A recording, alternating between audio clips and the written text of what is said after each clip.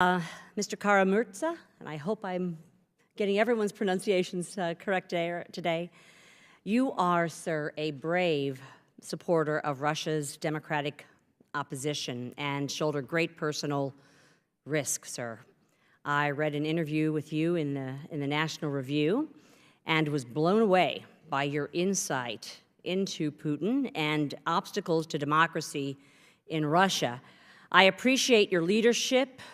I associate myself with your stubbornness and your willingness to be here today.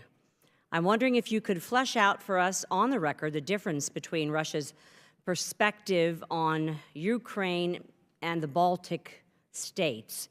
What about Ukraine poses a threat to Putin in a way that the Baltics do not?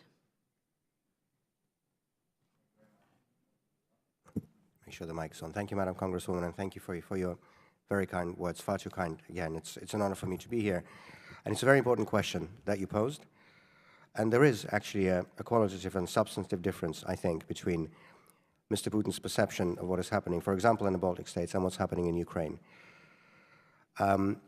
Successful democratic European Baltic states would not necessarily be a direct example for Russian society because we are so different in many ways. A successful democratic European Ukraine would be an inspiration to so many people in Russia because of our proximity, because we have in many ways a shared history, we have the same faith, we have a very similar language, many cultural links. And when Mr. Putin saw those images of the Maidan in Ukraine in 2013 and 2014, when he saw hundreds of thousands of people standing in the streets of the capital as the corrupt authoritarian leader, Mr. Yanukovych, was hastily getting in his helicopter and fleeing, that was an analogy too close to home for Vladimir Putin. That was not a precedent he enjoyed.